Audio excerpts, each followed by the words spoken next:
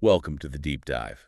Today, we're taking a close look at a real titan of finance, JPMorgan Chase & Co. That's right. We've got their first quarter 2025 financial results report, the one they released on April 11th, 2025. And it's packed, covers everything, doesn't it? Overall financials, how the different business arms did, even their forecast for the year. Absolutely. It's pretty comprehensive. So our mission really is to sift through all that detail, pull out the most significant bits, and give everyone a clear picture of the bank's health and maybe what it signals.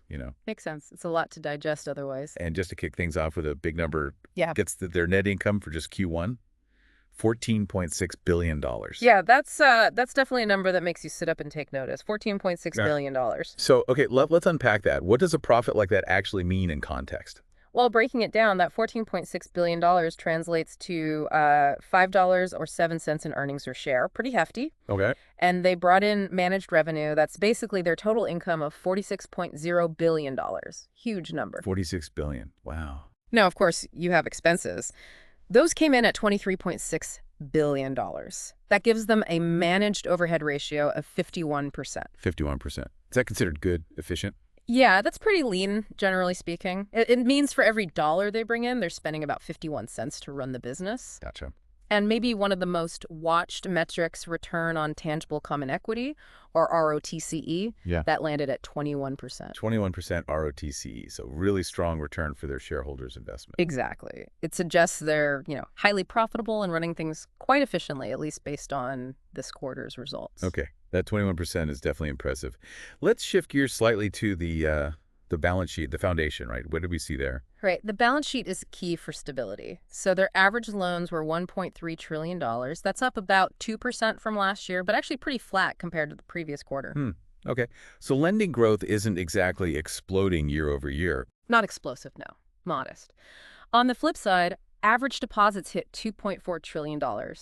Also up 2% year over year and up 1% from the last quarter. So money is still flowing in. 2.4 trillion in deposits. That's immense. It really is. And then there's the capital, the safety net, their common equity tier 1 capital, or CET1, think of it as the best quality loss absorbing capital, was a very substantial $280 billion.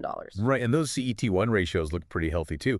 Why are those specific ratios so critical for a bank? Good question. So they reported a standardized CET1 ratio of 15.4% and an advanced one of 15.5%. These ratios are essentially measuring that capital cushion against their risk-weighted assets. Okay. Regulators mandate minimum levels, right, to ensure banks don't collapse under pressure. JPMorgan's ratios being way above those minimums signals a really significant buffer. It means they can absorb quite large unexpected losses. Makes sense. So it's about stability and resilience. Precisely. Yeah. They also mentioned $558 billion in total loss absorbing capacity, another layer of defense. Their risk-weighted assets stood at $1.8 trillion. And liquidity. Ability to pay out quickly if needed. Very strong there, too. They have about $1.5 trillion in cash and easily sellable securities. Highlights their ability to meet immediate obligations without stress. That $1.5 trillion in cash and securities definitely screams preparedness. Yeah. Okay, so they're clearly making a lot of money and seem very stable. How are they sharing the wealth, so to speak, with their investors? Yeah, good point. Capital distribution. So in Q1, they paid out $3.9 billion in common dividends. That works out to $1.40 per share. Okay, direct return to shareholders. Exactly. And on top of that, they bought back $7.1 billion of their own stock, net repurchases. Which helps boost the value of the remaining shares, right? Generally, yes. So if you look at the last 12 months, their total payout dividends plus buybacks was 62% of their earnings. But that's a pretty significant chunk going back to investors. 62% payout ratio. Yeah. Okay. Now, did anything unusual pop up this quarter? Any one-off items affecting the bottom line? Yes, actually, there was a notable gain related to the First Republic Bank acquisition they did last year. Ah, right. Forgot about that. So in Q1 2025, they booked a pre-tax gain of $588 million from that deal. After taxes, it added about $446 million to net income, or roughly $1.16 per share. So a nice little bump from integrating First Republic. Definitely a positive contributor this quarter. Yeah. Okay, so zooming out again, the high-level picture for Q1 looks pretty solid, strong profit, stable balance sheet, returning capital. Let's dig a bit deeper into the revenue and expense trends now. How did things compare to last quarter and last year? All right, revenue breakdown. Net interest income, or NII, that's the classic bank profit from lending minus deposit costs, came in at $23.4 billion. 23.4 billion. How does that compare? It was actually down just slightly, like $0.1 billion from Q4 2024, but it was up a tiny bit, $0.2 billion compared to Q1 last year. So fairly stable, maybe slight pressure quarter over quarter. Interesting. What about the other side? Non-interest revenue, fees, trading, that sort of thing. That's where the action was, really. Non-interest revenue hit $22.6 billion. That's a big jump, up $2.4 billion from last quarter and $3.3 billion from last year. Whoa, okay. So that was the real driver for overall revenue growth. Absolutely. It pushed their total managed revenue up to $46.0 billion, which is a solid increase both quarter over quarter and year over year, mainly thanks to that non-interest side. And that flowed through to the bottom line, the net income. It did. As we said, net income was $14.6 billion. That's up $0.6 billion from Q4 and $1.2 billion from Q1 2024. And earnings per share followed suit. Yep, EPS climbed to $5.07. That's up $0.26 from last quarter and $0.63 from a year ago. So strong growth there. You mentioned something about excluding the markets business earlier. Ah, yes. Good point.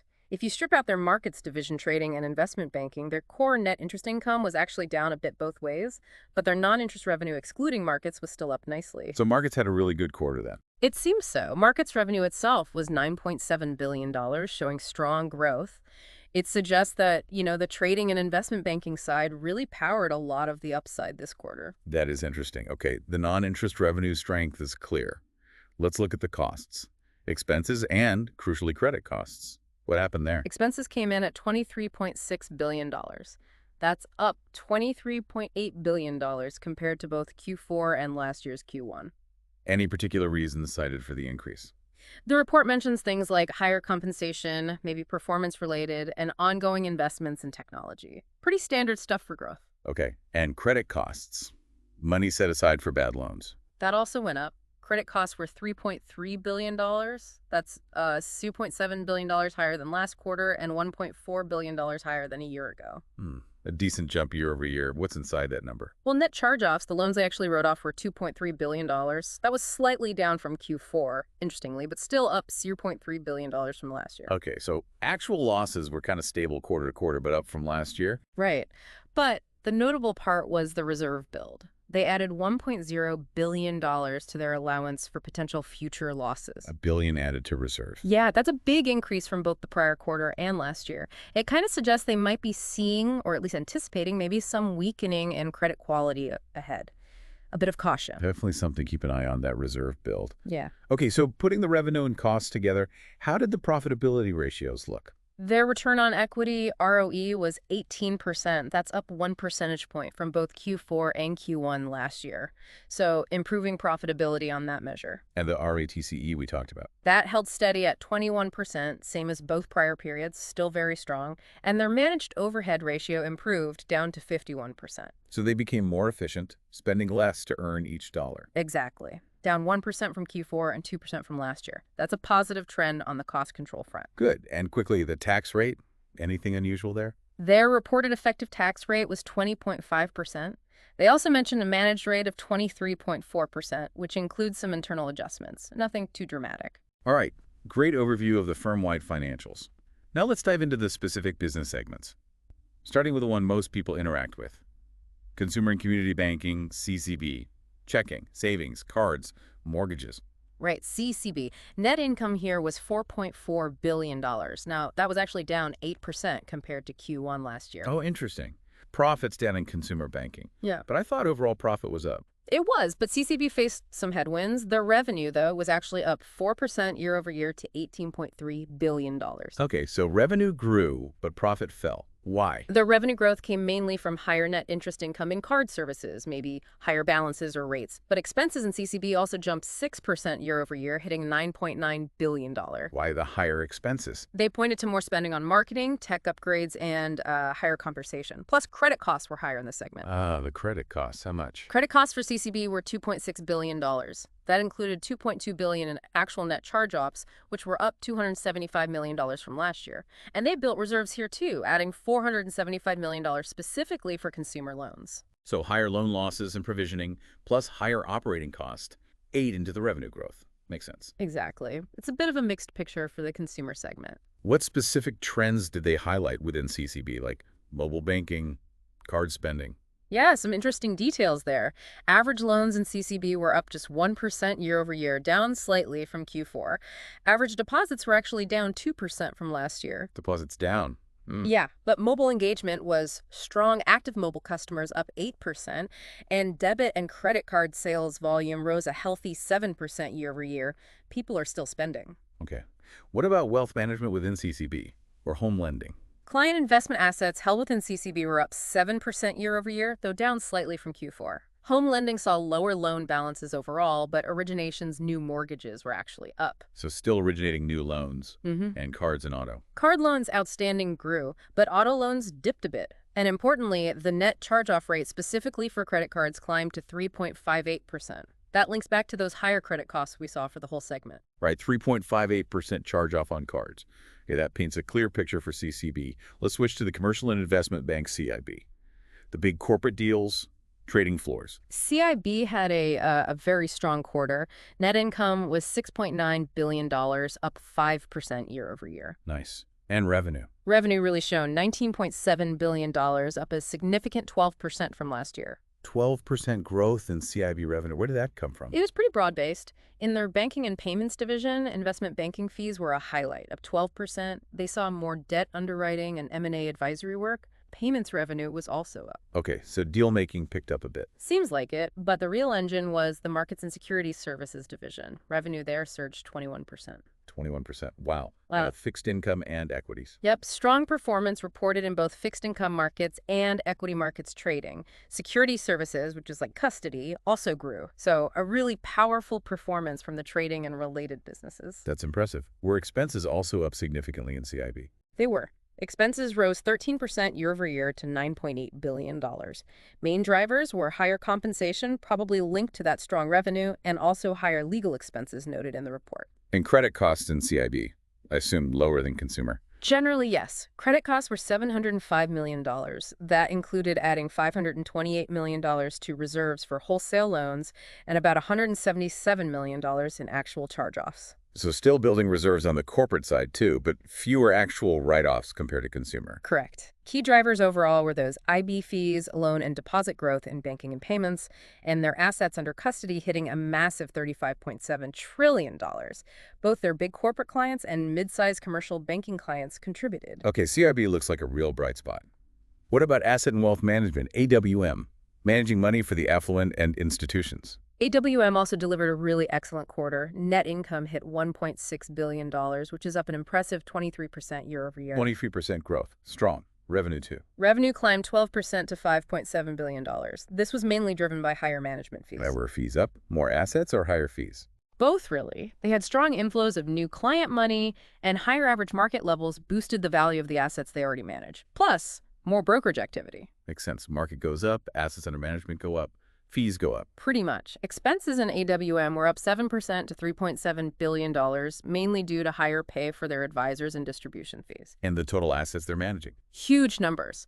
Assets under management, AUM, reached $4.1 trillion. Total client assets, including advisory, hit $6.0 trillion. Both figures are up 15% year over year. $4 trillion under management. $6 trillion total client assets. Astounding scale. It really is. And they attracted significant new money during the quarter to $54 billion in long-term net inflows and $36 billion in liquidity net inflows. Both the asset management side and the global private bank performed well. Okay, so AWM's another strong performer. That leaves the corporate segment. What's in there and how did it do? The corporate segment is sort of a catch-all. It includes treasury functions, how the bank funds itself, and other unallocated items. They reported net income of $1.7 billion. Which was up a lot, wasn't it? Yeah, up $1.0 billion from Q1 last year. Revenue was $2.3 billion, up slightly. But the big driver here was that $588 million pre-tax gain from First Republic we talked about earlier. Ah, right. That landed in corporate. It did. Interestingly, their net interest income within corporate was actually down quite a bit year over year, about $826 million to $1.7 billion. That was due to lower rates overall and some internal accounting changes for how they allocate funding costs. But the First Republic gain offset that NII drop. And then some. Non-interest revenue was way up because of the gain, and also because they had lower losses on some investment securities compared to last year. Expenses were also way down by $1.1 billion to just $185 million.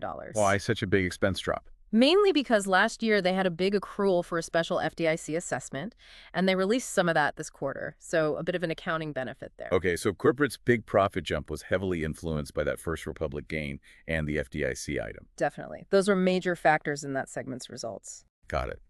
So we've covered the segments. Let's zoom back out to the overall fortress balance sheet idea they always talk about. Does this Q1 report reinforce that image? I'd say so, yeah. The numbers continue to support it. Their standardized risk-weighted assets ticked up slightly to $1.818 trillion. Okay. The standardized CET1 ratio, that key capital measure, dipped just a hair but remained very strong at 15.4%. Yeah. Their supplementary leverage ratio was 6.0%, well above requirements. Now liquidity. Liquidity coverage ratio, LCR, was 113%, solidly above the 100% minimum.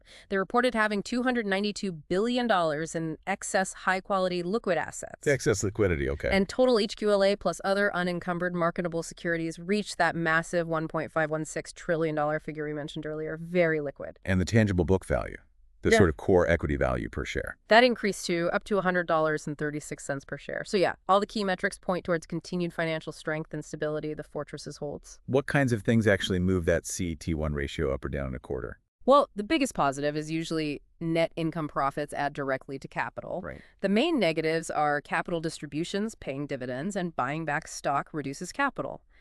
Changes in risk-weighted assets also matter. If RWA goes up, the ratio tends to go down, all else equal. Okay, riskier assets need more capital backing. Exactly. And then there's something called AOCI, accumulated other comprehensive income. Changes in the value of certain investments that haven't been sold yet can swing this, affecting the capital ratio, plus other more technical adjustments. Makes sense. It's a dynamic calculation. Yeah. Now, one last look at the risk side, those reserved for credit losses. What's the overall picture there? Okay, so as of March 31st, their total allowance for credit losses was $24.4 billion. $24 billion set aside. How's that split? About $14.4 billion for consumer loans and $9.8 billion for wholesale or business loans. And how does that total compare to previous quarters? Did it go up with that reserve build this quarter? That's the slightly counterintuitive part. Even with the $1 billion reserve build this quarter, the total allowance of $24.4 billion is actually slightly lower than it was at the end of December 2024 and also lower than March 2024. Huh. How does that work? If they added reserves, how did the total go down? It means that the net charge-offs they recognized during the quarter, the $2.3 billion in actual losses, plus maybe some other adjustments or releases related to specific loan pools, slightly outweighed the new $1 billion build. Ah, okay. So the net effect was a slight decrease in the total reserve pool, despite adding significantly during the quarter. Precisely. But the action of building reserves by $1 billion is still a signal of caution about the future, even if the ending balance dips slightly due to current charge-offs. Got it. That clarifies things. Okay, so looking forward, the report gives some guidance for the full year 2025, right? What are they expecting? They did provide some outlook, yeah. For full year net interest income, they're guiding to approximately $94.5 billion. $94.5 billion NII. That's huge. It is. But they stress it's market dependent, sensitive to interest rate moves. If you exclude the markets business, the NII guidance is around $90 billion, also market dependent. Okay. What about credit losses or expenses? For card services, they expect the net charge-off rate to be around 3.6% for the full year, a slight tick up from the Q1 rate. Okay. Anticipating slightly higher card losses. Seems so. And for adjusted expenses, excluding any big firm-wide legal stuff, they're targeting approximately $95 billion for the year. Again, flagged as market dependent. $95 billion in adjusted expenses. So they're giving us a pretty clear framework for their expectations, with the usual caveats about the economy. Yeah, it provides a baseline for how management sees things playing out, assuming markets behave somewhat predictably. Okay, so wrapping this all up, it feels like JPMorgan Chase really kicked off 2025 on a strong note. Definitely seems that way. We saw, really impressive revenue growth, especially in CIB and asset and wealth management. Overall profit looked very healthy. Yep. And the balance sheet metrics all point to continued strength and stability. That fortresses concept holds up. And that First Republic gain gave a nice lift to the corporate segment's results this quarter. Plus, we have their outlook for the rest of 25. Absolutely. See the power of their diversified model. Even with consumer banking showing some pressure, the investment bank and wealth management arms really carried the load this quarter. It's quite the machine. So here's a thought for our listeners to chew on. We've seen these strong Q1 numbers and the bank's own forecast.